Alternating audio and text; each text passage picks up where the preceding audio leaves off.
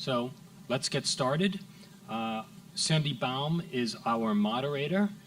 She's a senior fellow at the Urban Institute on education policy, and I urge everyone to check out their fabulous Debt in America interactive map. Go to the website. I know it was up on the screen earlier, which shows county by county median student loan debt levels with all sorts of comparative statistics. It's really great work. It's really fascinating. She'll be moderating. On the panel is Jason Furman.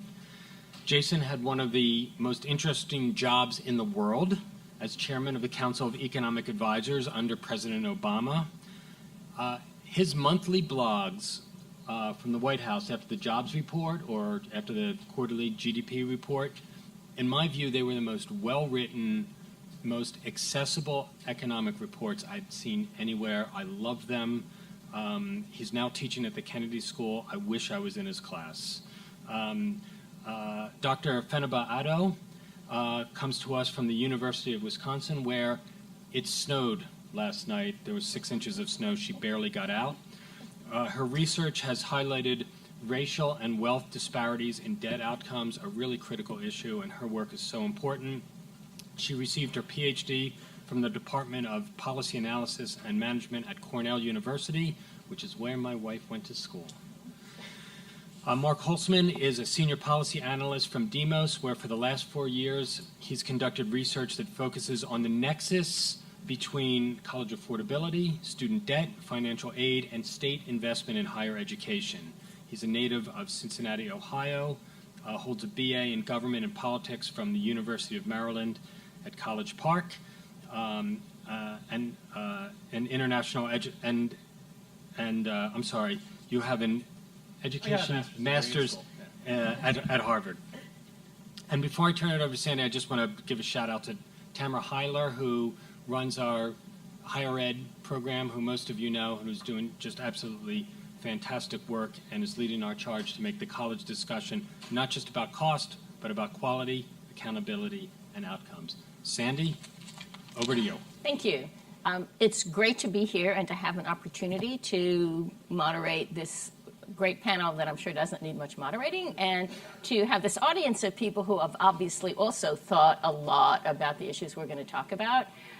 So I think, we just heard an introduction to this issue that, raised the number of $1.4 trillion. A lot of the discussion is very much these days focused on that amount of outstanding debt. It's interesting. I think there are some people in the room old enough to remember that this is actually recent. We didn't used to talk about the amount of outstanding student debt as the benchmark until it hit $1 trillion, and then that became the number to quote. We read lots of newspaper articles with anecdotes about individual students, most of whom have borrowed much more than the typical student, and many of whom are actually sort of, to appeal to newspaper readership, they're sort of white middle-class students who got a bachelor's degree and borrowed a lot of money, and they're working at Starbucks now. What we really want to do is delve into the question of whether the public understanding and our understanding of student debt is, to what extent is it accurate? To what extent is its focus misplaced? What are the real problems? What do we really need to do? What can we do? Because I think everybody acknowledges that there are problems and that we need to work on these problems. But if we follow the wrong policy paths, we can make the situation worse instead of better. So I'm going to start by asking each of the panelists to comment on that overarching question about what the real problems are and a little bit about what we might do. But I'm going to ask them to respond very briefly so that we can then go more into the particular expertise that each of them has and get them to talk about that and get you all to participate. So, Jason, do you want to start? What do you think? Is our sense of this realistic, and what are the real problems? Okay. So let me start by thanking you for having me here, for having this discussion, and for really getting into the substance. Start with what the problem isn't. I don't think there's a macroeconomic problem here. For analyzing a macroeconomic issue, you want to look at total debt, which as a share of income is actually about where it was before the recession.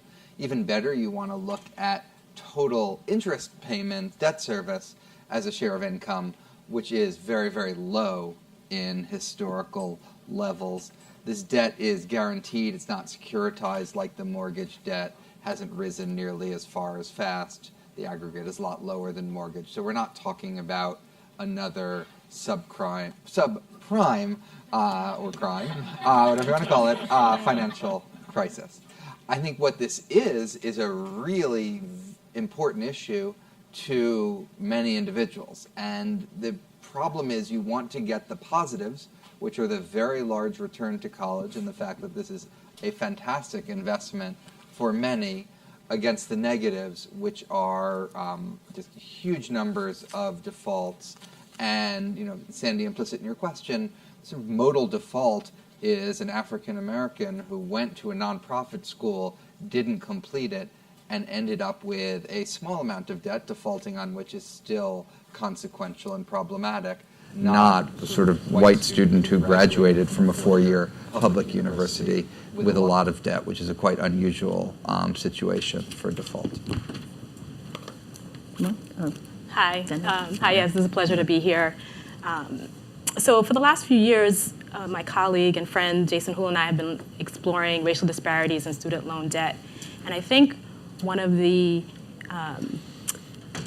areas that we have been most championing or trying to get the message across is that whereas we see these figures that the average student who finished school in 2016 or 2017 had about $37,000, when you break down those numbers, about 70% of those students finished with less than $10,000 and about 2% with more than $50,000. And so we have the conversation shift a little bit to talking about, well, maybe there's not a student debt crisis, but maybe there's a repayment crisis. And so what we've really been discovering in our research is that for certain populations, in particular Black youth and young adults, that maybe it's not a question of either or, but both, that there's a student debt crisis and a repayment crisis for certain demographics. And understanding the drivers that are leading to higher debt accumulation, as well as the drivers that are leading to high rates of defaults within particular populations. And so I think we can unpack that a little bit over the next next hour or so as to why is it within this particular population do we see these such high debt accumulation and problems with repayment upon school leaving, either with a degree or without a degree.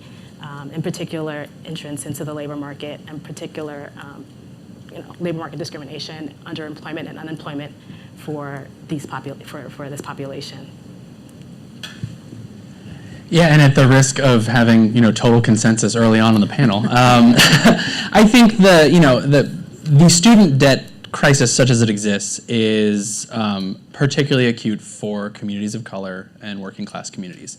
And my concern, and there's, I think, it's important to talk about the 1.4 trillion. It's important to talk about the 37,000 because I think those are, issues in and of themselves, whether or not they're sort of impacting the broader economy. At some point, 1.4 trillion becomes 2.4 becomes, it's like that's an issue we should probably, not totally dismiss. But where people are really struggling with student loan debt, the people that are struggling with student loan debt are really struggling with student loan debt.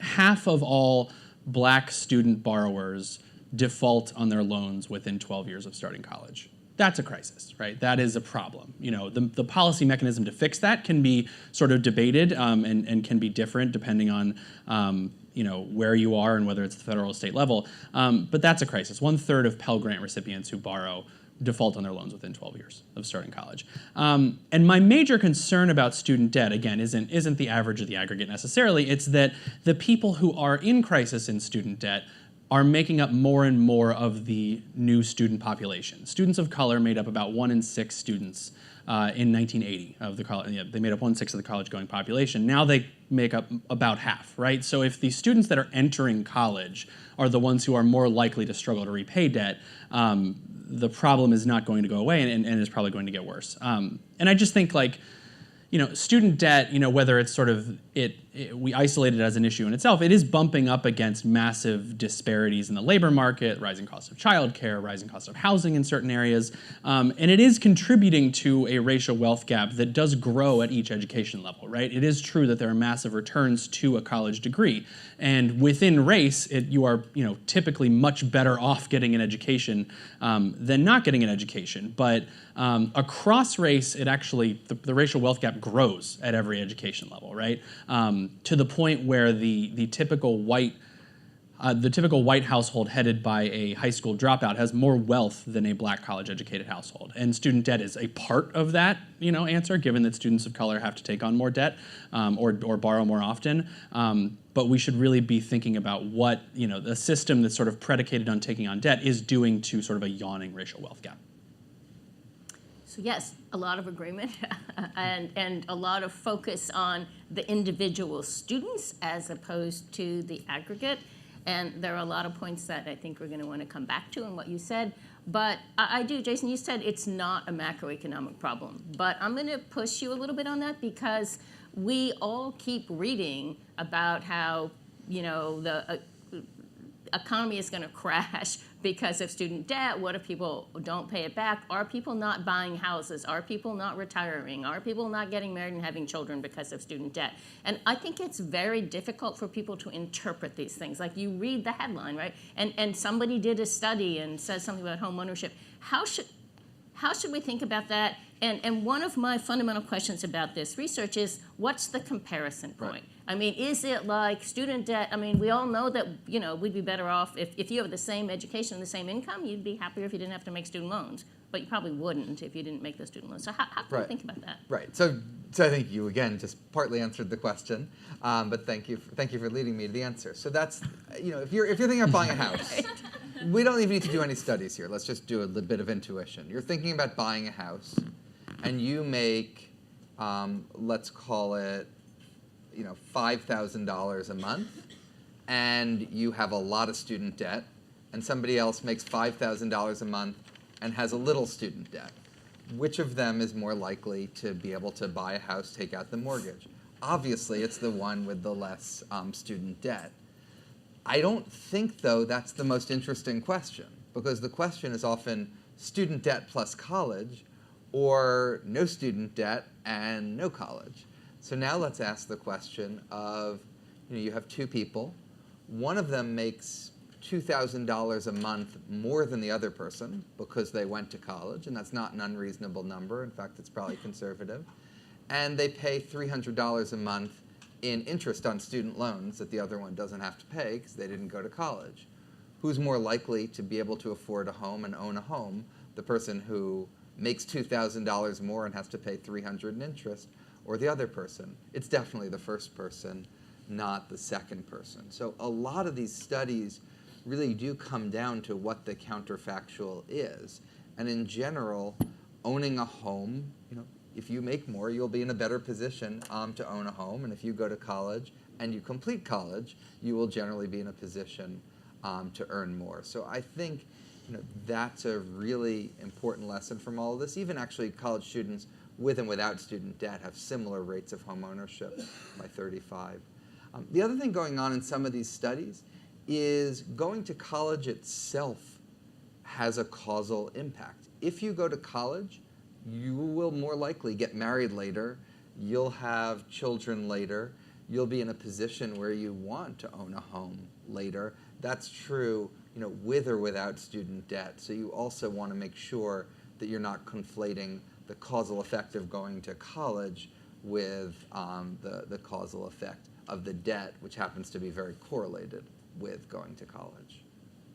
But people who pose this question aren't really thinking they don't want people to go to college. They're thinking they want somebody else to pay more so that students won't have to borrow so much, right? Like, so what if we, say, raised taxes so students wouldn't have to borrow as much? What impact would that have? I think at that point you're talking about a distributional question to some degree. And yes, it would be nice to have higher taxes and more subsidies for school. Where would you do that?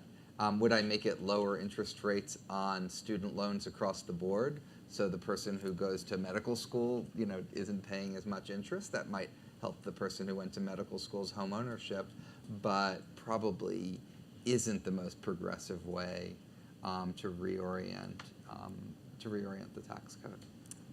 Mark, FENABA, does either of you want to comment on this question? Yeah, I mean, I think a couple things. One, I think the counterfactual is important, right? And I think we should be careful about just assuming that or assuming the wrong counterfactual. I will say that another counterfactual is something that we used to have, right, which was sufficient subsidy and grant aid to make it so that most students didn't have to borrow, right? We often talk about sort of the counterfactual of student debt being no student debt and no college, or maybe no degree. Another counterfactual could be robust investment and Pell Grants that meet the rising cost of attendance, right? I mean, the Pell has atrophied to the point where it covers about 29% of the total cost of attendance now, when sort of in the early 80s it was closer to 70%, right? So I think that's important, and that can sort of plunge subsidies towards the students who have the most unmet need and who are most likely to struggle with debt in the first place. And the only other thing I would say is that the income boost to a college degree is in many ways exactly that. It's the income boost to a degree. And to the extent that rising student loan debt for some students is either preventing them from going at all, whether there's a debt-averse population or a population that cites student loan debt as a reason they did not complete a degree, that makes it sort of a counterproductive system. So, I mean... Can I briefly insert one thing? I mean, I think part of the answer to all of that might be that people have less debt. I think part of the answer to that might be scaring people a little bit less about debt, and I worry that some of the conversation deters some people from making an investment that is a really good and wise investment for them to be making. So, so I think we need to be a little bit careful sometimes with the way we talk about this. Yes, I'll just say that I think some of the long-term effects of the student loan crisis are still yet to be seen, especially since young or older millennials are now in their late 30s or moving up into their 40s. I'm part of that group, so I can say that. And so they are the demographic, the cohort that have experienced this high rate of student loan debt. And so to really know what the long-term effects are, we still have to, we're studying them, we're following them. Some of the work I've done is looked at the effects in the marriage market and seeing some delays there for women. But I will say that if we, when we start parsing and looking within, by demographics, when we think about the short term for these populations that are defaulting on their loans, we should be a little bit concerned if this is going to have credit market effects, is going to go on your credit report, it's going to have implications for your ability to purchase a home later on down the road. So I think, we can also frame this in a way that we think about what are we seeing in the short term with regard to the populations that are not paying or having problems paying on their loans and then don't have that degree, and so they're having problems probably securing a job or a stable career, and then are having that has implications for their ability to pay back on these loans that are then also having ripple effects onto their credit and their ability to make those purchases in the long term, even as a family. Mark, for thinking about the implications for family and for future family planning and so forth. So that's some of the things we think about, and we're and as I said, when I started off, thinking about how we are still following and tracking what the long-term implications of this student loan crisis is for this recent cohort of young adults. Did you want to comment on that? Okay. So, you've talked, both of you, Mark and FENABA, talked about the differences, the racial differences, and in borrowing patterns and how specific groups of students are having issues. But FENABA, we'd really like to know more about, Black students have much higher debt levels than other students with similar levels of education, right? And even much higher, Hispanic students borrow at more typical levels when you look, say, at the debt levels of bachelor's degree recipients. So the share with high debt is pretty similar among Hispanics and whites, but Black students, it's much higher. And somebody mentioned the default issue. Why, other than, we know low income and asset levels, but isn't there more to the story? What is it and what should we do about it? Yes, that's a long question. I mean, it's a lot. Have lots of parts. I will say that, as I said, some of the work that that Jason and I have been working on is really trying to show that this narrative around racialized processes that happen before a student enters college, processes that happen during the college process, and upon school leaving. Right. So, oh, sorry, my mic went out.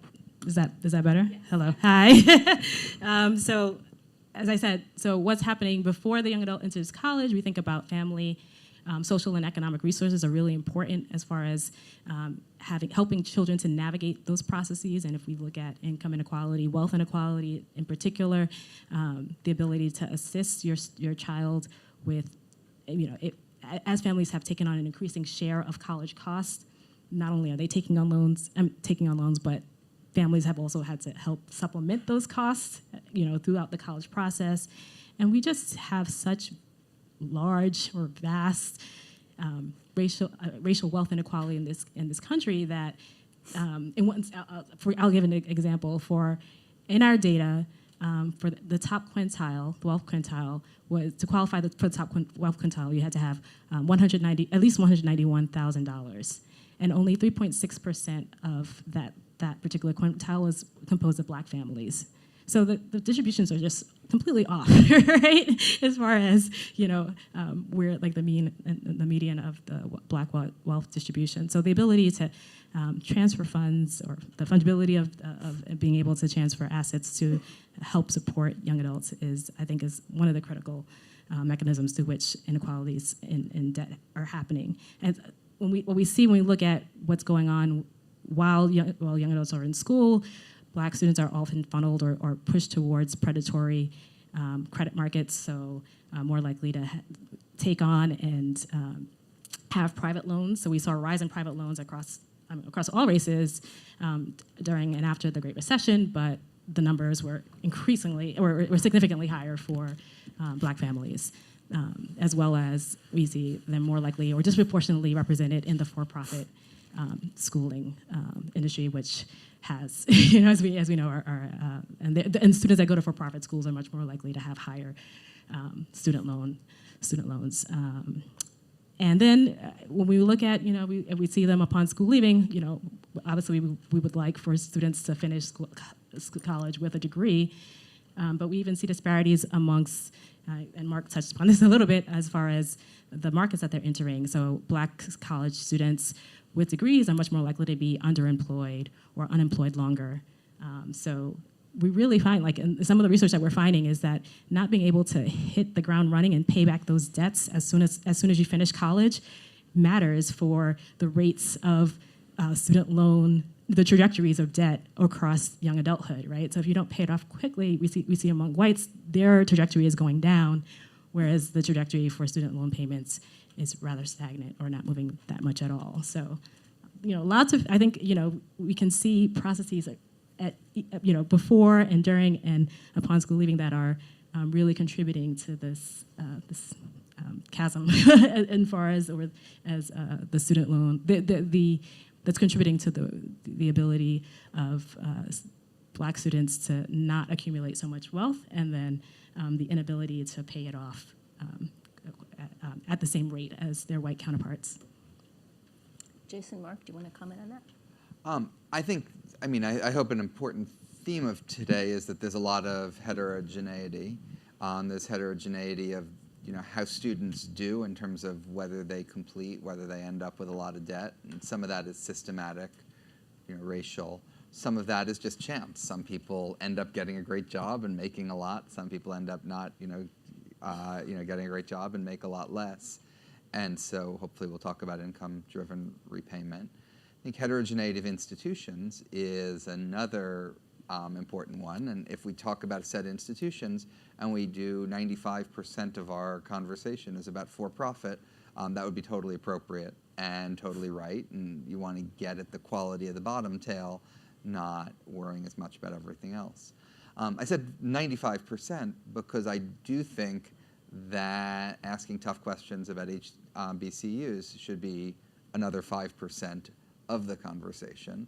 I can tell you whenever we did analysis in the White House of college scorecard or value added or any other measure, a lot of HBCUs would end up towards the bottom of whatever it was we did, and I don't think we were, went out of our way to, push that type of a narrative or that type of analysis, because there was certain awkwardness around all of that. And these are places that tend to be very expensive, that tend to not have great outcomes.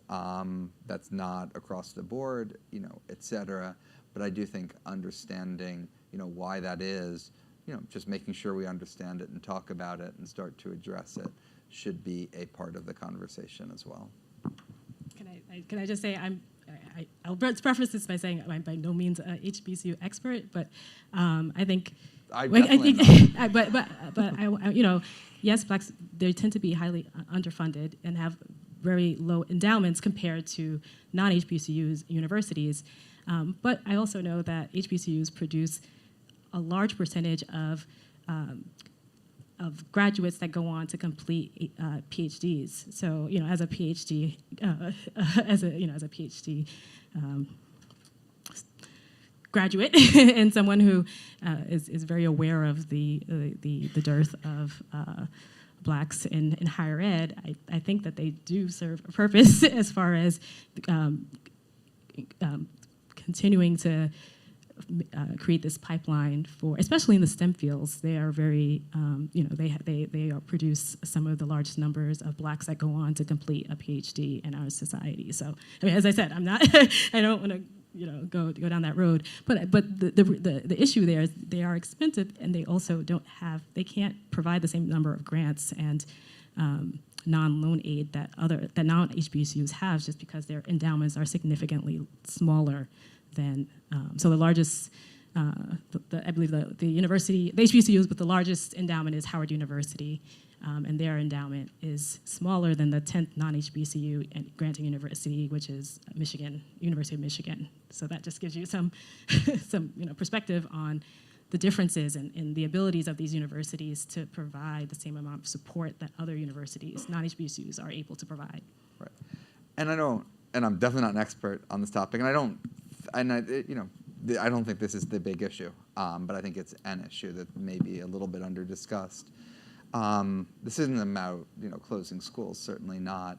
The endowment thing I think is a good point, but from the perspective of a student, I think what we want to do is take a hard, headed look at how much does it cost, how much more do you make because you went there, how likely are you to default, and from the perspective of the student, you sort of don't really care why it is that that's the case. From the perspective of public policy, the government certainly couldn't be doing something about endowments. Should that encourage people who went to those schools to give more or something like that? Maybe, but I do think in terms of caring about the students, let's look, how much does it cost? What do you get? When you look at those numbers, tend to tell you that this is not one of the better deals in higher education. Yeah, I'd say a couple things. I might go off. I can use that. Cool. I feel like I'm on a talk show, just like doing the passing the microphone. Two things. One, on the institution side, and I think it's important to not paint. To look at the differences by institution. I think that's super important. Often when we talk about college outcomes, we talk about outcomes, right? Or accountability, we talk about outcomes. We talk about sort of repayment rates, default rates, and earnings, although we really only measure students on one of those, or institutions on one of those. There is a sweet spot, and there's a growing body of research from Raj Chetty and his team at the Equality of Opportunity Project around the institutions that are both doing the lion's share of taking on working class students and students of color and providing good outcomes, right? And I think there's a lot to learn from those institutions, both in terms of earnings and outcomes within student loans. So we should really look at both, right? On FENABA's points broadly, I think I will throw out an area of, or beg an area of further research that I think someone in this room, all of you look smart. You should consider doing, because we've looked at it and it's sort of hard to get at. But that's issues of parents helping students repay or borrowers repay their student loans, or providing them financial assistance when they would otherwise be falling behind on loans. I think sort of like intergenerational transfer of resources is super important. Tom Shapiro, anyone who knows his work, he calls it sort of transformative assets. Those financial sort of benefits that are passed down through your family that sort of help you move up, or help you be upwardly mobile. And there's a decent amount of research showing that families of color are much more likely, when they get out of college and sort of see that income and wealth boost, they are providing resources to older family, right? White people tend to sort of transfer wealth down. People of color tend to transfer wealth up, right? And how that fits into a conversation around student loans when people of color are more likely to take on debt and more likely to struggle with debt, and how much that's contributing to it. So this whole issue of debt and the notion of a debt crisis seems to have been a significant factor in feeding the discussion about we should have debt-free college, right? And it's interesting because, of course, there's a long way between astronomical debt and zero debt. But both debt-free and free have become sort of notions that are getting a lot of attention. Mark, can you help us, like, with what is, first of all, the difference? Because I think there's a lot of confusion about that. And also, what is the response? I mean, people who object to this mostly are not saying, we're not at all worried about student debt, but they are saying that many of the programs that now exist maybe target resources ineffectively and could, in the end, hurt low-income students. So can you just clarify all this? No, I'd be happy to. So I think the best way I can think about the difference between tuition-free and debt-free college is that tuition-free takes tuition off the table for students at public 2- or 4-year colleges, depending on how you're designing the program. Debt-free college takes unmet financial need off the table. Tuition-free, and obviously it depends on the design, and we've seen, we've seen differences in design across sort of, programs cropping up over the past couple of years, but also recently I see Jen Mashori in the crowd. She did a fantastic paper for Century on this, so everyone go read it. But tuition-free tends to be a flat benefit, whereas debt-free you can sort of scale up and down, sort of the income spectrum as to what subsidies students can get. And I think I'm partial to one, and that will become clear, but, there are advantages to both, right? The tuition-free college movement is sort of, the strengths of it are that it's simple.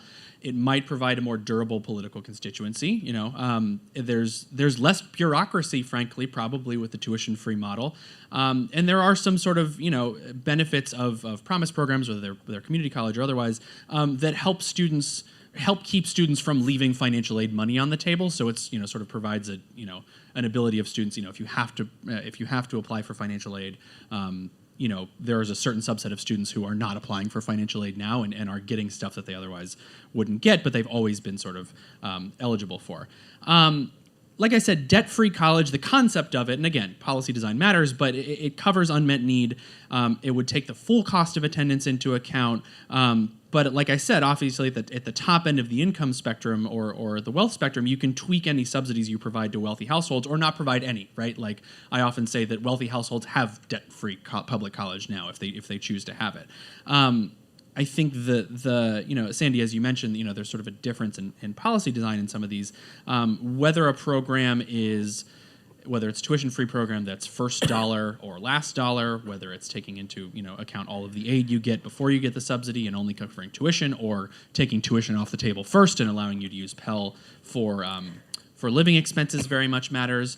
But I think the sort of the idea behind debt-free, which I'm obviously very partial to, for anyone who's talked to me about this over the past few years, is that it really is just a return to saying, you are deciding to attend higher education. You have, an expected family contribution maybe. We're going to say maybe you can work 10 hours a week, and that should be the total of your sort of financial obligation for college, right? It's sort of the promise of the Pell Grant that it's going to level the playing field between people who don't have the resources to pay for college now, right? So it's, we use the term debt-free, and it sounds like we're saying eliminate all student debt, but it's really about getting rid of unmet financial need at the outset.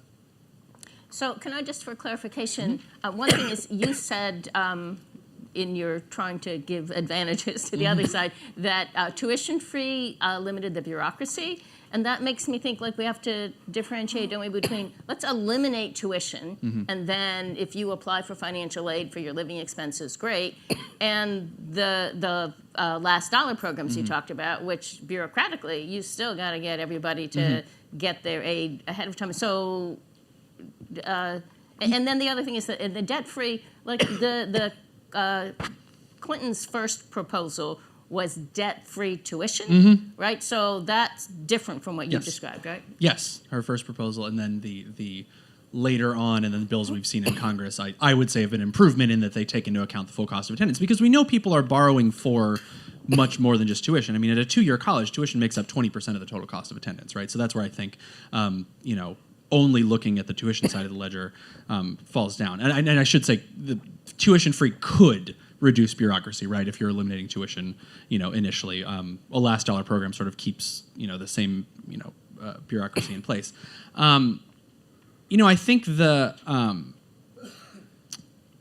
I think obviously, like I said, sort of policy design matters here, and I think making sure that any new resources, whether at the state or federal level, flow to the students with unmet need, or flow, frankly, to, we were talking about institutions, resource-starved colleges, so that colleges don't get an unfunded mandate, right? I think that, I've talked to community college leaders where they're very on board with the concept of, frankly, making sure that their students, have no financial need at the end of the day, but don't want to be, sort of mandated that they do that without new resources. So we need to put new resources into it.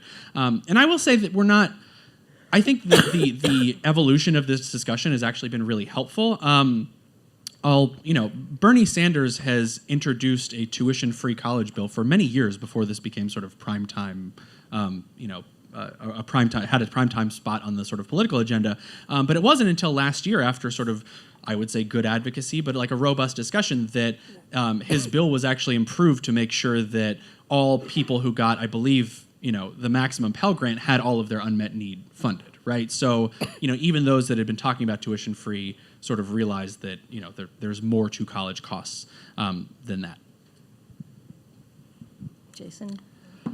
I had the misfortune of waking up at 5 in the morning today to go on TV, and then got a stream of questions about the deficit.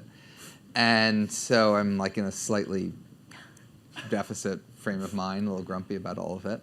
I think there's a lot of things we'd like to do, like a ton of things within the college space, but also preschool and paid leave and infrastructure and maintain robust Social Security benefits, and not reduce Medicare a lot, et cetera, all of which I sympathize with.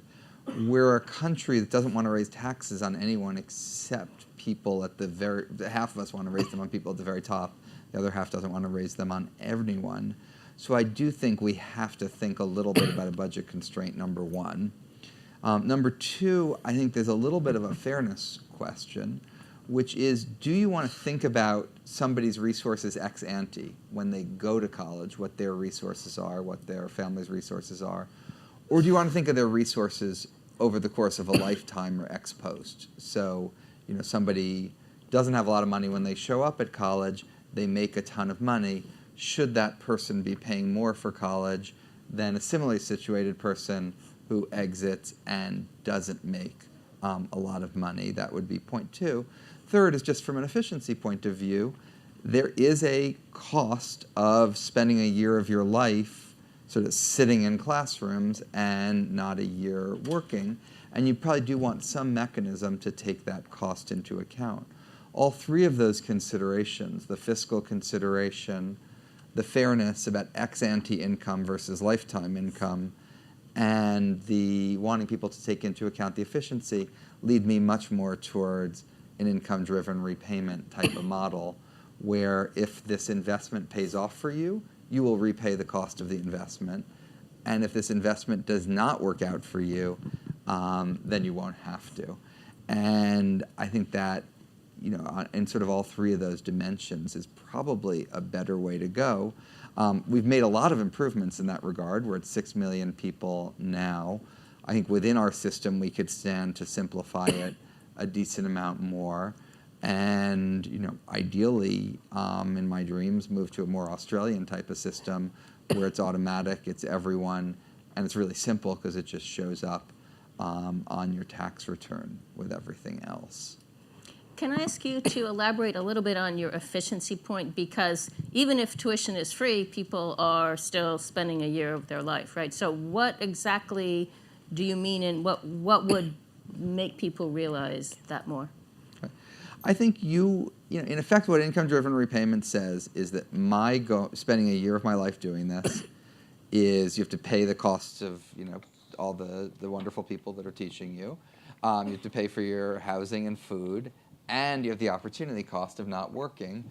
In some sense, you have all of that incurred. Now, that will end up being waived if the bet doesn't work out for you. If you do, I don't know exactly how debt-free works, but the more you're covering not just the cost of the wonderful people teaching you, but a set of other living costs associated with doing that for a year, the more you're saying, you don't need to take those costs into account. And I think it's worth thinking about them, and but thinking about them in a way that, So I think one problem is heterogeneity. By the way, the other problem I think is a cash flow problem, which is that you have to pay these costs at a time when you don't have much cash, and so using income-driven repayment and loans to solve that cash flow problem and liquidity constraint, as opposed to we want to, as a society, be transferring on net to people who are going to college, relative to what we're doing today in a world of budget constraints, et cetera. FENABA, did you want to comment? So now we have some differences. I don't think I necessarily disagree with some of the proposals that Jason is talking about. I think, again, thinking about it from this lens of disparities in debt, we just also want to think about whether or not in the policy prescription, whether or not the policy is going to create a system that is going to, in which the inequality is going to persist, or instead it's going to be targeted so that we're closing the disparities upon school leaving, right? So I think we have to think about both income repayment programs, but also what is going on in the labor market, that people are not getting the returns to their degree, and are having difficulty finding work that will allow them to have an income that will that allow them to pay back these loans over a shorter period of time, or that won't increase the likelihood that they will default. So basically, in the program, is the prescription also going to decrease debt repayment disparities? And I think in an ideal world, if we think about that, would be what we would like, hopefully would like to see, right? So not just a program that's going to maintain the status quo of some populations are just going to be more burdened or have to have a higher likelihood of default, but can we build something into the system that's going to decrease the likelihood that, if you have fallen hard times, you're going to be more likely to default, or your inability to pay is going to be penalized. Right. And just to be clear, if everyone was in income-driven repayment, did it right, there would be no more default. You wouldn't default, because if you did it the Australian way, it would be collected on your taxes and be collected in a non-burdensome way. And if it became burdensome, you wouldn't have to pay it, and it would eventually get forgiven. So I do agree the status quo would be a terrible thing to maintain. The question is, what's the alternative to it? Yeah, and I think Look, I think income-driven repayment is great. I think it's many more people should be in it probably now than there currently are, particularly those on the sort of lower end of the income spectrum who could be making low to no payments from a monthly perspective. I think it obviously should be simplified. We have too many income-driven repayment plans, and that's an opportunity for HEA. There are 8 million defaults right now, though, and I think we have to grapple with who those people are and what we could be doing about them right now. If enrolling all of them in IDR is solves some of the problem, where do the other sort of solutions come from? And delinquency rates on student loans have been basically the same for the past 5 or 6 years, even as delinquency rates have fallen for other types of debt. The only thing I'd like to say about IDR, which again I think is a good, worthwhile program, because it's income sensitive, and there are good reasons why it's income sensitive and doesn't take into account wealth. You don't want someone having to sell their house to pay off their student loans. It sort of ignores the racial wealth gap. And sorry to sound like a broken record on this, but like white households making $50,000 have a very different wealth profile than households of color making $50,000, right? And there's a different likelihood that some are going to be taking care of older family, as I said. And I don't think. I think some of this problem is solvable through the repayment system, and to the extent there are people who are defaulting and would not because they sort of could be in a better repayment plan, we should run, not walk, to make sure that those people are enrolled in something that they're eligible for, and we should run, not walk, to make servicers sort of accountable for that. But I don't know that we can fully solve it through the repayment system, given all the sort of disparities FENABA and I have talked about. So I don't disagree with that. I think that it's one solution to the problem. So I wanted to pick up on one of your comments, FENABA, and emphasize the importance of, you talked about reducing the inequality of resources, and you talked about it mostly in the repayment process. But I think in the discussion about free tuition, particularly the last dollar free tuition programs, in a sense, I mean, one of my big things is this is like undoing the Pell Grant. We've spent so many years trying to use the Pell Grant as a way to not eliminate, obviously, inequality of resources, but to give larger subsidies to people who are really without resources and to reduce inequality of resources. And if you say everybody gets, we're just going to add to the Pell Grant and make sure everybody gets the subsidy of the amount of tuition, you're saying, we're eliminating the progressivity of the Pell Grant program. And so I think focusing on what we're trying to get at as the inequality of resources and how that is reflected in inequality of opportunities is something for us all to remember. I want us to talk more about policy, but first I want to ask you one more question. As you talked about sort of the different groups and the problems that people face, a lot of the problem, and people have been talking about this a lot, is students don't complete, students go to the wrong institutions, et cetera. Is this a debt crisis or is it an education crisis? Is the problem that people are not getting the education and succeeding with the education that we're hoping for, and that's why they struggle with debt? Is that a different way of looking at it, or would that help us to focus there, or what are the shortcomings, the risks of focusing there? Oh. Whoever wants to start. Probably not what you want to hear, but it's probably a little bit of both. And I even go further and say it's also a labor market crisis as well. Because these are all the different markets that eventually these students we're hoping are being prepared to enter into a labor market that's going to receive them and pay them wages where they can get that return on that education and that investment, right? So like Jason said earlier, we're asking individuals to take 4 to 6 years out of remove themselves from the labor market, invest in themselves in the hopes that they're going to get some return on that investment over the rest of their lives, right? So if that investment in themselves over that time, or that 4 to 6 year period is not of the quality, or one that's not it's not one in which they're going to receive the returns or adequate returns for the cost of pursuing or taking themselves out of the labor market, then there's a problem there, right? And we're asking students to do this at a cost that has increased dramatically over the last 20 to 30 years, right? So the cost of doing so, of removing yourself from the labor market, is high, and for some students, they're not getting the returns on that investment. So both, I would say, both plus, both plus labor. I agree with that. I think there's a wealth crisis, there's a labor market crisis, there's an I talk about it in terms of an affordability crisis, right?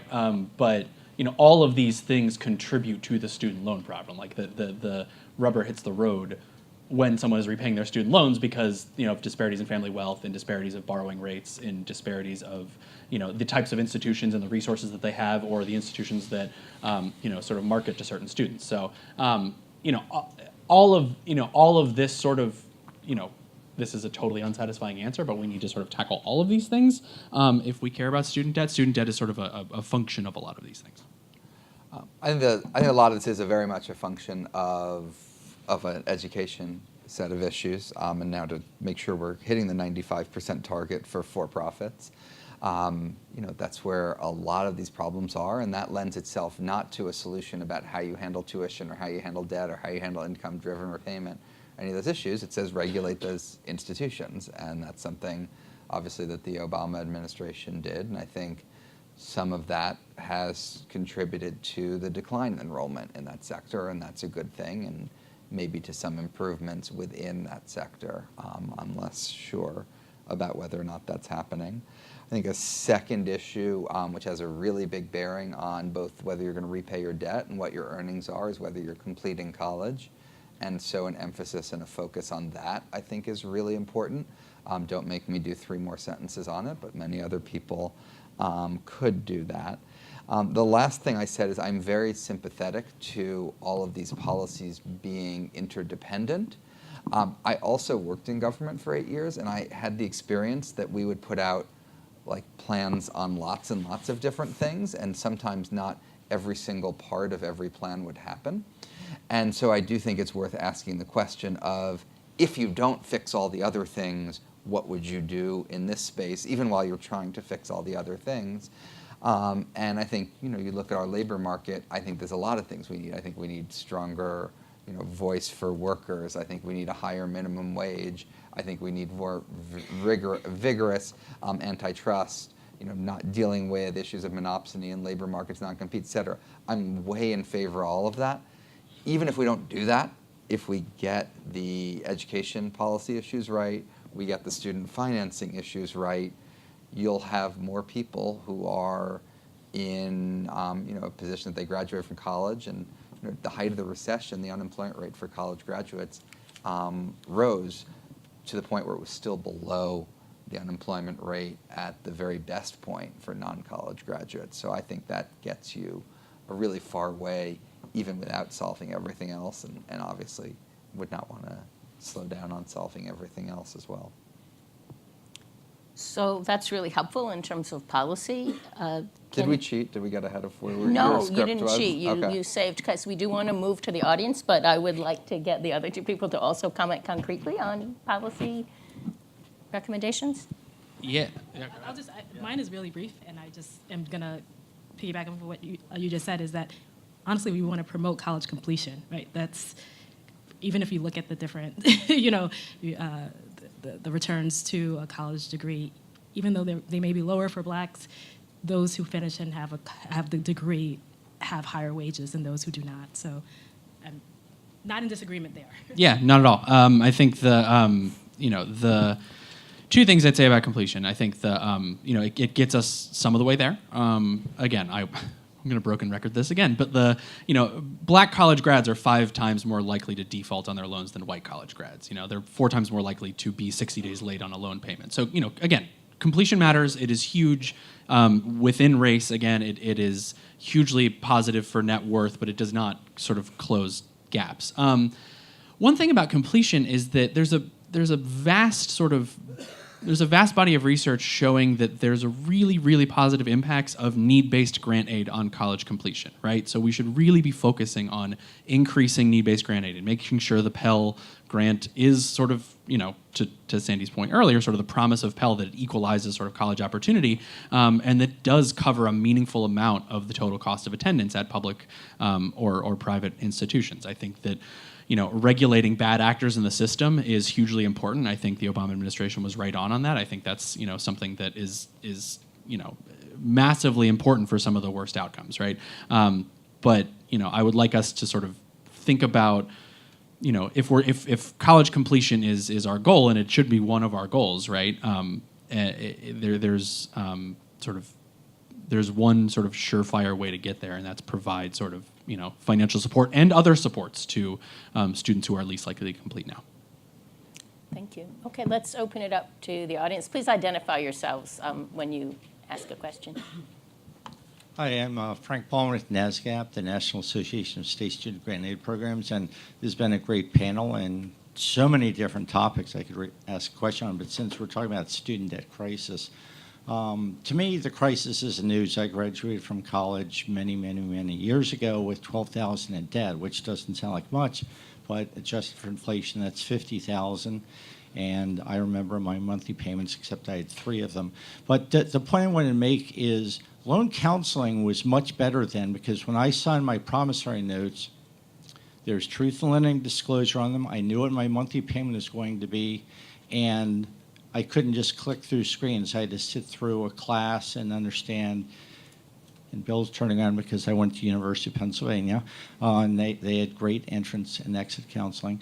But state programs today actually a lot of times have things like what Senator Harkin called verification of comprehension, where you have your entrance counseling, and then there's, in some of our cases, a test at the end. So you'd have to say, yes, this is a loan. I know what my interest rate is, and I know what income-based repayment is, because as you guys have inferred, the default rate should be 0, because you can have income-based repayment with a payment of 0 and ultimately get your loans forgiven. But the other thing that Jason kind of touched on is, with my loans, interest rates are much higher, and we're in a historically low interest rate environment. So if you look at where interest rates could be in 2 or 3 years, interest rates go up 2-3%, and you're adding $75+ to a monthly payment, so things could get a lot worse. So I'm curious what you guys would say about improving loan counseling to make sure people understand this is a loan, you have other options, and think about what your monthly payment's going to be, and can you afford this? I mean, it's hard to be against that. I just genuinely don't know how much it would or wouldn't make a difference, what the cost of it would be, but it sounds like a good idea. And then your point on interest rates, I think that's spot on, both within student debt and more broadly in the economy. And you're sort of right. I should have, raised that at the beginning as a real risk that's built into the system. Yeah, I mean, again, I think it's very hard to argue against good sort of loan counseling at the front end or the back end. I don't know that we're going to financial education our way out of this problem, right? The research on financial education is somewhat spotty on how much it sort of impacts, people's bottom line at the end of the day. But yes, sure. I mean, obviously, to the extent there are people who don't know they're taking on loans or don't know the terms or whatever, and then get caught later not understanding, like that's a problem for the individual. That's what I would say. That's what I would have said as well. It also kind of shifts the narrative back onto the person when we're seeing a lot of more systemic issues with regard to the default. So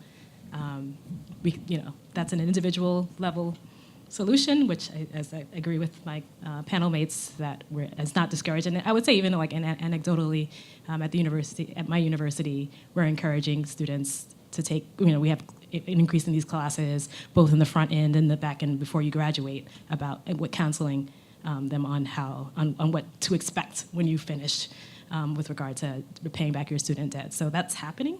But at least it's happening at my university. But I don't know if it's going to necessarily change the inequalities or disparities that we're seeing as far as, and the rates of default at a higher level.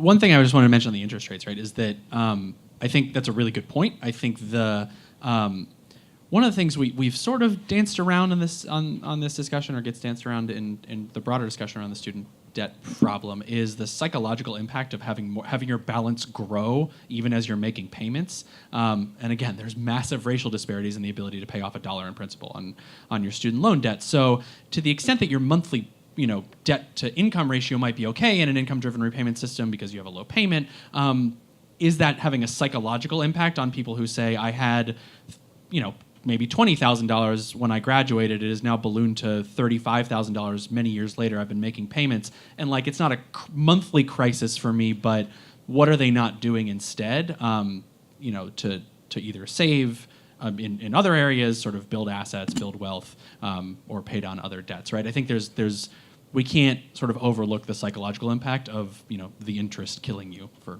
lack of a better term. Right. I'm torn because I think the psychological point is a very real one. On the other hand, as a rational basis, if you're buying an asset that pays out over 40 years and that has a disproportionate amount of that repayment in year 10 through year 40, not in year 0 through year 10, the idea that you want to match your debt to your assets in general with any business. And so I think what we want is sort of knowing that that's the right way to finance things actually is in a pretty backloaded way. Is there some way to map that in so it doesn't mess with the psychology? And is that maybe defaulting everyone into something, having it administered through a tax return, having it reported in a different way? I know exactly what it is, but I don't want to go entirely to the rational thing at the expense of everyone's mental well-being, but I don't want to cater to everyone's mental well-being by continuing to perpetuate a system where assets and debts are really badly mismatched in a way that I think is adverse to a good financial decision.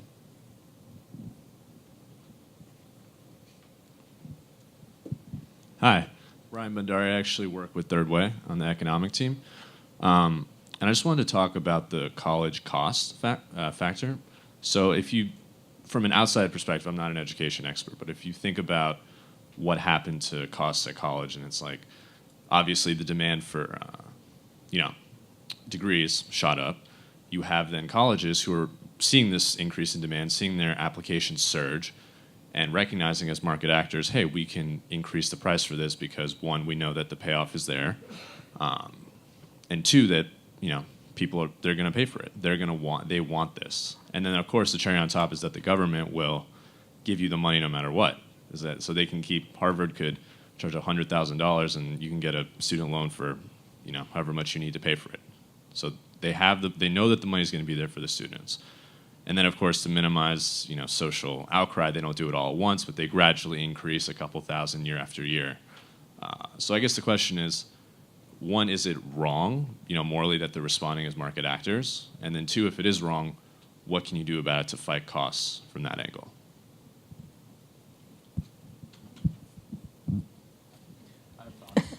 Go ahead. So I don't care about Harvard. But, and I shouldn't say that, there's a Harvard professor on my panel, I just realized that. It's a great school. But, so, you're essentially outlining the Bennett hypothesis, right? And I think we should be extremely careful in painting with a broad brush across institutions. 4 out of every 10 college students is at a community college. Community colleges are spending less per student or around the same that they were per student about 20 years ago. Their costs have gone up entirely as a function of state disinvestment, in some cases local disinvestment in higher ed. So that, and frankly, in many cases, that's, they're educating the students that we care about who are most likely to struggle with debt. And community college debt, we talk about, student debt as sort of a relatively new phenomenon. Community college debt is an extremely new phenomenon, right? Most community college students don't borrow for college, but if you want the associate's degree, you have about a 1 in 2 chance of taking on debt to get that. That's a pretty radical shift in how we finance it. So, this is sort of a punt on your question, but I think at many, many, many institutions which are doing the lion's share of educating the students that I frankly care about, that is not really what's happening. There are some institutions, obviously, that are sort of responding to a market in the way you're talking about. I think that probably happens at the for-profit sector a very decent amount. There's sort of research showing that, and maybe among elite privates, but I think we should be careful with that. Are you going to comment on that, Jason? I don't set Harvard's tuition, but I think there's a compelling argument for raising it to $1 million and having 98% of the students not have to pay full freight. And that's some of the direction that universities have gone in, and some of that I think is probably a good thing, and then gets a little bit distorted if you're looking at headline tuition rather than what people are actually paying. We keep being tempted to broaden this out. I certainly think if you look at something like the growth of health costs in our economy, that's put a big squeeze on state budgets. That in turn put a big squeeze on higher education budgets, and that in turn translates into increases. So doing something about the growth of health spending might do as much to solve some of these tuition problems as fewer climbing walls or lazy rivers or whatever the other solutions people have are. Yeah, let me just say, two of my co-authors on the Trends in College Pricing Report are sitting in the front row here. We have spent many years trying to get information about net price, not just sticker price, out there. And it's complicated, right? So it's not a simple headline. But I just to reiterate, I don't care about Harvard either, in the sense of that's not where the problem is. But there is a lot of feeling in Congress, I think, about looking at the sticker prices of these schools. And they, of course, all want their kids to go to Harvard, right? So that's what they really care about. But if you ask who would be helped if Harvard had lower sticker price, where, I mean, they obviously have very generous financial aid, it would only be people who have incomes high enough to pay that price. So I don't know about the $1 million, but I think somehow we do have to really focus on how are students paying, and on how can we make a system that is inevitably going to be complex, one that people can navigate and understand and becomes a little bit more straightforward, but targets the subsidies in the right place. Jim from Third Way. I don't care about Harvard either. It's a real theme of the panel. Yes. Although they have that great little dim sum bun place right there by the Kennedy School that's fantastic.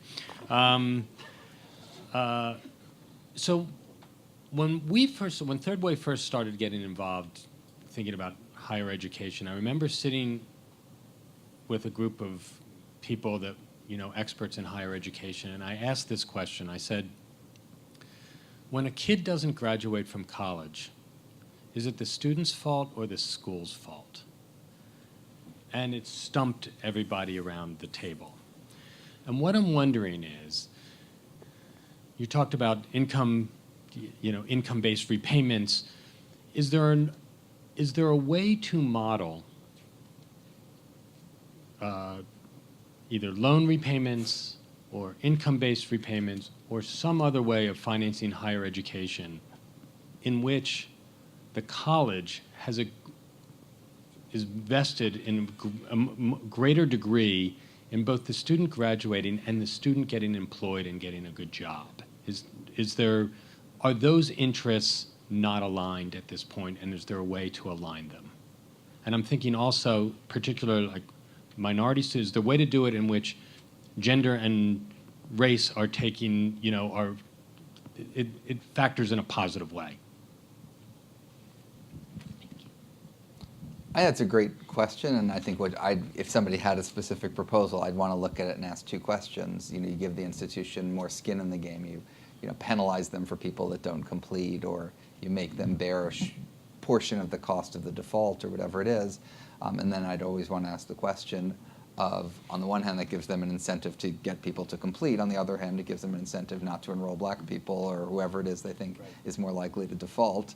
And have you risk adjusted it in the right way, et cetera. And I always get very, very nervous when I look at those things, because I think, as well-intentioned as we are, if we don't get all the risk adjustment, et cetera, right, you create a set of perverse incentives. That being said, I'd be open-minded, but I'd want it to run a gauntlet of a lot of tough questions. Yeah, that's exactly what I would want to caution about, is how might it affect the acceptance of particular populations who they fear have a higher risk based on some metrics that they use that they probably would not directly tie to race, but probably some other indicators that would flag, them as an increased risk of not completing the degree. So it's hard. You know, that's yeah. Thirded.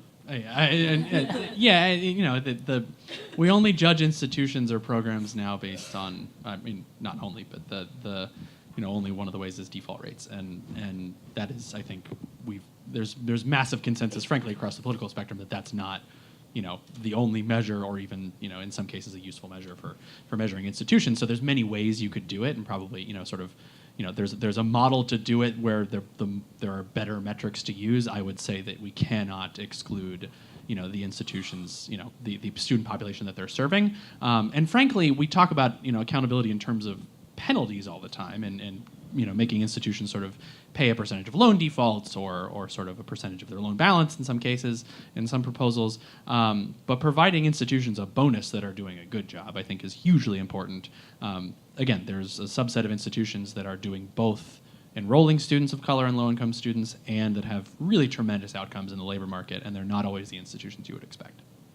I want to push a little bit on this because I think that this question is really relevant for some of the policies that are very much on the table, both about risk sharing in student loans and about, as you talked about, regulation of institutions and thresholds. And I mean, I've sort of, you know, gone out there and ventured to say we really do need to say, as you said, tackle the schools at the bottom. And if you're not graduating students and they are defaulting on their loans and they're not repaying their loans and they're not making any money afterwards, this is a problem. So if you risk adjust in order to prevent low income or African American or any other groups of students from being discriminated against about this, how do you avoid the problem of low expectations? Sort of all of our students that we enrolled had all these risk factors and we only expected 15% of them to graduate, and look, you know, 18% graduated. But so that's great. How do we really improve outcomes for those students, and what kind of policy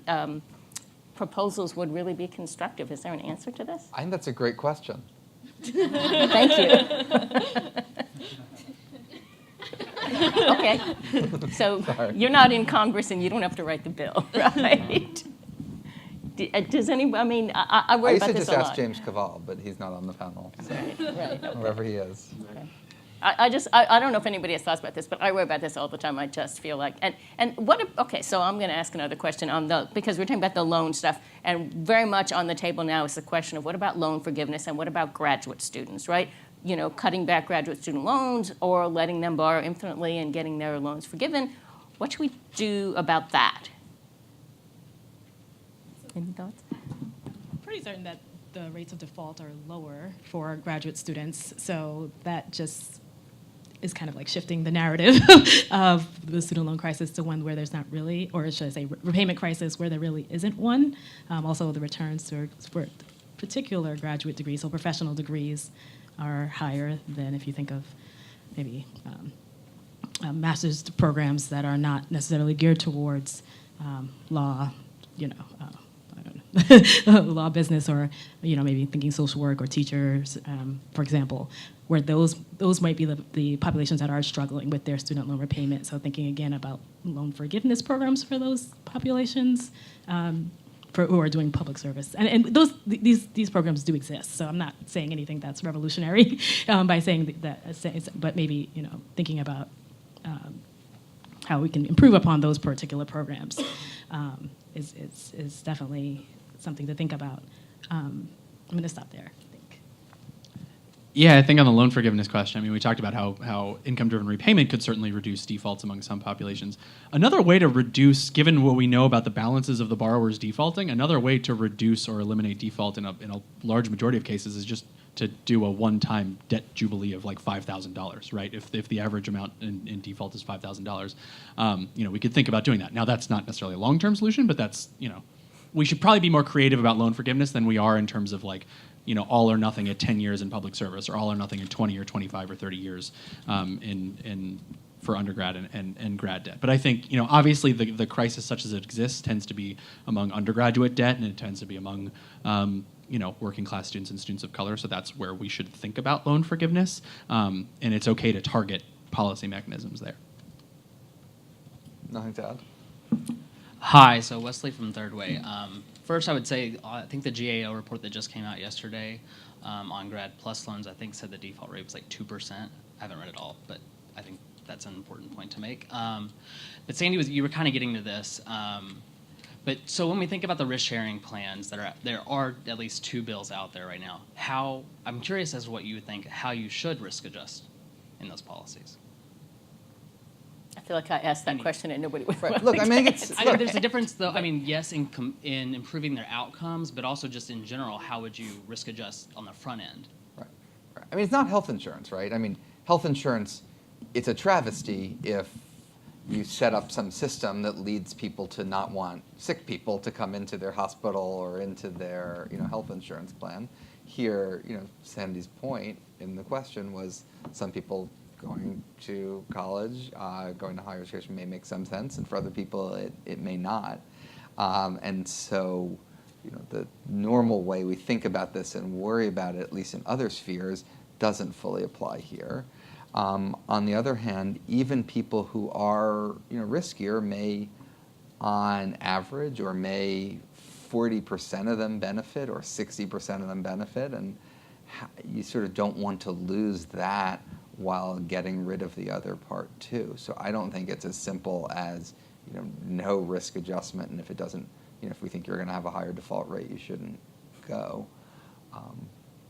And then there's also the last question: is how much the institution can affect. They can affect a lot who they're letting in.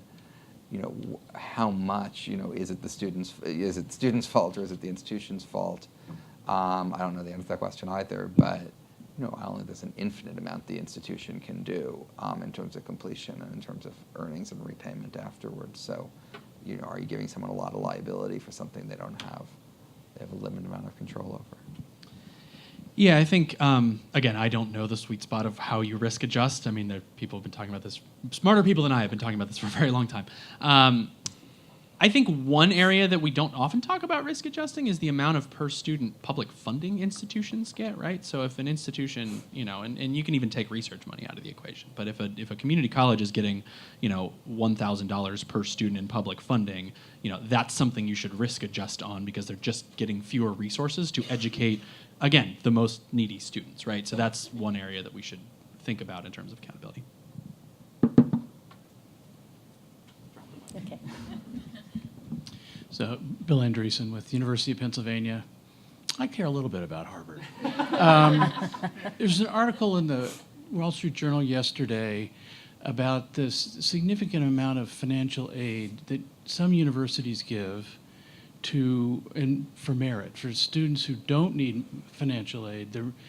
In some cases, they're upper income students, but the universities have devoted a significant amount of their grant portfolio to luring in these students who, for whatever reason, they think it helps the image of the university to bring in high-performing students. Is there a public policy role that we ought to be playing here to focus to do something about increasing the amount of need-based aid as opposed to the amount of, one university was like 50% of their student aid is going to merit scholarships. What should policymakers be doing in that area?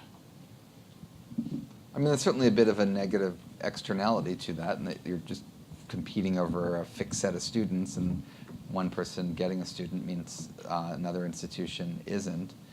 In that type of situation where there's a collective action issue, there can be a role for public policy. On the other hand, what that policy would be seems pretty hard for me to imagine. So I don't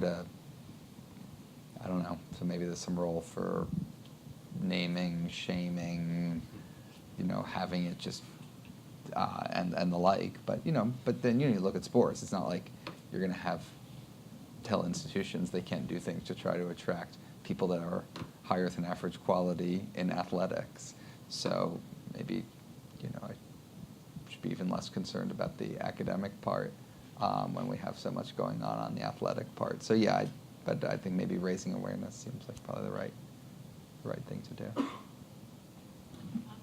There have been some higher ed scholars like Sarah Goldger-Grab who've actually pinpointed that as being an issue as far as the the amount of aid that goes to these merit-based scholarships when they could be redirected to families that need it. So I think it has been proposed by some as far as like the structure of that program or what that would look like. I think it's still hasn't really been discussed in detail. So I think awareness, like everyone else is saying, awareness that this is something that's going on in certain schools. I'm not sure how widespread that particular issue is, but if it's something that's diverting resources away from families that need it, then it should be looked at and addressed more systemically. Yeah, I think just a couple of additional thoughts because I agree. One, in some cases, not all, but particularly at public institutions, the shift to merit aid or the shift to massive enrollment of out-of-state students who are paying out-of-state tuition, or the shift of students who are just paying more and are being sort of induced with a small coupon to come, is some of that's a function of state disinvestment in some states. So the institutions are just trying to make up for lost investment in their institutions. Yeah, and then I think the thing I would say, and I think the policy mechanism isn't necessarily out there, but there's nothing stopping the federal government from creating a matching program for institutions that say the more you spend on need-based aid, the more we will kick in and match some of that, right? So that could create sort of a virtuous cycle on that on that issue as well. Let me just add to that I think we can be very much in favor of need-based aid and opposed to aid to students without need, but asking the federal government to get involved in that, I think we should be really careful about thinking that the federal government could effectively do anything about that. And one issue is that, of course, the schools, it's not, Harvard, again, is not giving non-need-based aid. It is schools that are having trouble because they don't have enough students who can pay the full price, and therefore they need to attract some students who will give them some revenues. It's a very complicated situation, and to me, the federal government sort of making rules about that would probably make us worse off. So we need to find other strategies for getting institutions motivated to do the right thing. I think we have time for one more question. Somebody have a... Okay, why don't we just ask people to have final thoughts, if any? Sure. I mean, I'll conclude by saying I think what we see as a student loan crisis is for certain populations, especially Black young adults, is both a student debt and repayment crisis, and one that we believe is going to be contributing to ongoing racial wealth disparities, as Mark has touched upon for this recent cohort of young adults. And I think the fact that families are increasingly having to shoulder a larger share of college costs makes this not just a young adult issue, but a family and intergenerational issue.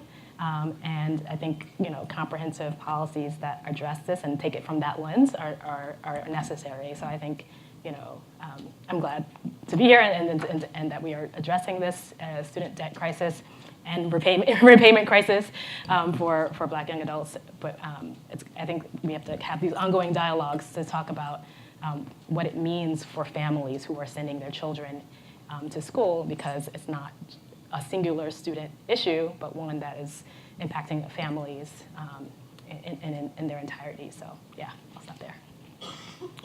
Yeah, I think, look, I mean, one of the few agreements you can find across race and class is that people want their kids to be able to go to college and get a college education and do better than them.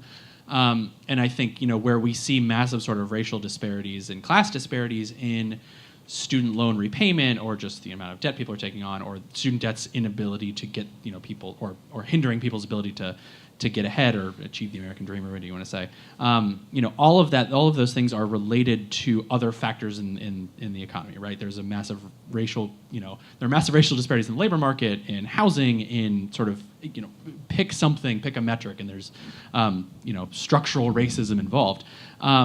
But I would say that, sort of as higher ed focused people, we can do one of two things in that front. We can say this is an issue for other areas to sort of fix, or other policy areas, and we're just sort of we're sort of unlucky.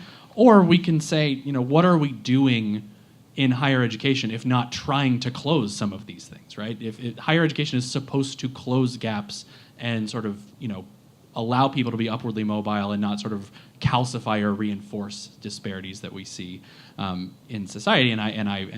I'm very worried that student debt, not necessarily the total amount, but just sort of the existence of it for some communities who have to take on more and are more likely to take it on, are just reinforcing inequality. And that's something we should very much care about. So I'll just reiterate very briefly, I think focusing on completion, on progressive financing like Pell Grants, on regulation of bad institutions, on income-driven repayment are all really important. But I did want to end on a positive note, which is picking up on something Mark said as well, that I think there are some places here where it's sort of how do you pay for a scarce resource and sort of more of this, less of that. But there is some really low-hanging, there's some real positive sum here too. And these institutions that we're better understanding through the work of Raj, John Friedman, and others, of these real engines of opportunity to take students, give them much better outcomes, move them up the income scale. And a lot of people just don't realize that, are going to the wrong schools, are not taking advantage of really great opportunities that are already out there that they could already afford even in the existing system, and remedying that massive information failure often requires cutting edge research. We learn new stuff and they're doing cutting edge research, but some of it is rather inexpensive interventions to give people information. So I think sort of kicking all the bad ones to get better, but highlighting, rewarding, making sure people know about, making more accessible the good ones, which is something Mark has talked a lot about, I think is a real positive good thing for all of us to be thinking about how to do. So thank you to Third Way for bringing us all together. Thank you to the panelists, and thank you to all of you for coming.